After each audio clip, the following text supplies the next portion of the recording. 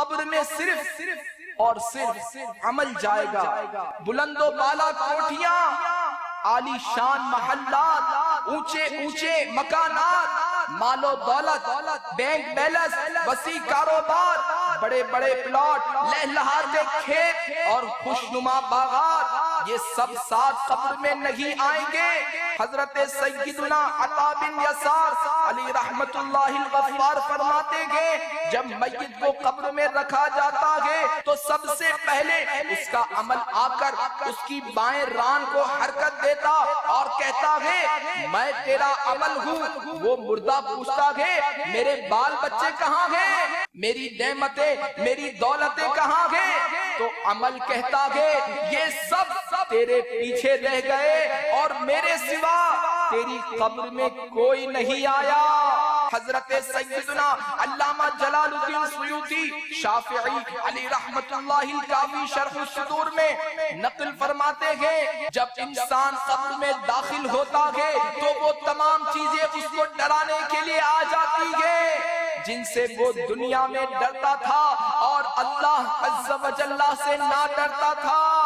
میٹھے میٹھے اسلامی بھائیوں، کیا اللہ عز و جل سے ڈرنے والا نماز، روزہ اور زکوٰۃ ادا کرنے میں کوتاہی کر سکتا ہے؟ کیا خوف خدا عز و جل رکھنے والا ڈنڈی مار کر سودا چلا سکتا ہے، حرام روزی کما سکتا، سود و رشوت کا لین دین کر سکتا ہے؟ اے بے نمازیوں، بلا عذر شرعی ماہ رمضان کے روزے قضا کر ڈالنے والوں، فلمیں ڈرامے دیکھنے والوں، گانے باجے سننے والوں، ماں باپ کا دل دکھانے والوں، داڑھی منانے والوں، یا ایک مٹھی سے گھٹانے والوں اور طرح طرح کی نافرمانیاں کرنے والوں کے لیے لمحہ فکری کیا ہے؟ زمین کا گوشہ گوشہ اسے پکار کر کہتا ہے اے دنیا ظاہر سے دھوکہ کھانے والے، تجھے ان سے عبرت کیوں نہ ہوئی جو تجھ سے پہلے یہاں آ چکے تھے اور انہیں بھی دنیا نے دھوکے میں ڈال رکھا تھا. جنازہ آگے آگے بڑھ کر کہہ رہا ہے اے جہاں والو، جنازہ آگے بڑھ کر کہہ رہا ہے اے جہاں والو میرے پیچھے چلے آؤ، تمہارا رہنما میں ہوں، میرے پیچھے چلے آؤ، تمہارا رہنما میں ہوں. میٹھے میٹھے اسلامی بھائیوں، آج کل جب اسکول یا کالج کا امتحان قریب آتا ہے تو طلباء اس کی تیاریوں میں بہت زیادہ مشغول ہو جاتے ہیں. رات دن ان پر بس ایک یہی دھن سوار ہوتی ہے کہ امتحان سر پر ہے، امتحان کے لیے محنت بھی کرتے ہیں، دعائیں بھی مانگتے ہیں. پھر بعض نادان تو ممتحن کو رشوتیں بھی دیتے ہیں. ہر ایک کی فقط ایک ہی آرزو ہوتی ہے کہ کسی طرح میں اس دنیاوی امتحان میں اچھے نمبروں سے پاس ہو جاؤں.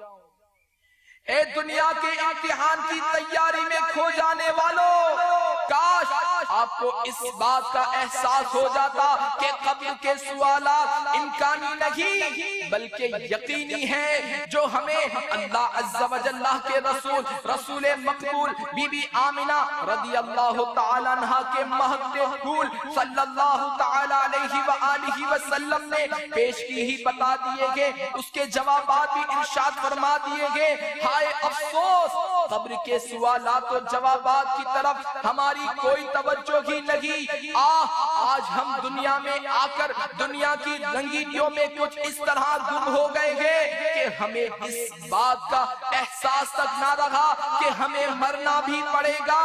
دلاغا ملنا گو یکدم، یہ دنیا چھوڑ جانا گے، بغیچے چھوڑ کر خالی زمین اندر سمانا گے. ہمیں بھی ایک دن مرنا اور اندھیری قبر میں اترنا پڑے گا. ہاں ہم اپنے دفن کرنے والوں کو دیکھ اور سن رہے ہوں گے جب وہ مٹی ڈال رہے ہوں گے، یہ دردناک منظر بھی نظر آ رہا ہوگا لیکن بول کچھ نہیں سکیں گے. دفن کرنے کے بعد ہمارے ناز اٹھانے والے رخصت ہو رہے ہوں گے، قبر میں ان کے قدموں کی چاپ سنائی دے رہی ہوگی، دل ڈوبا جا رہا ہوگا.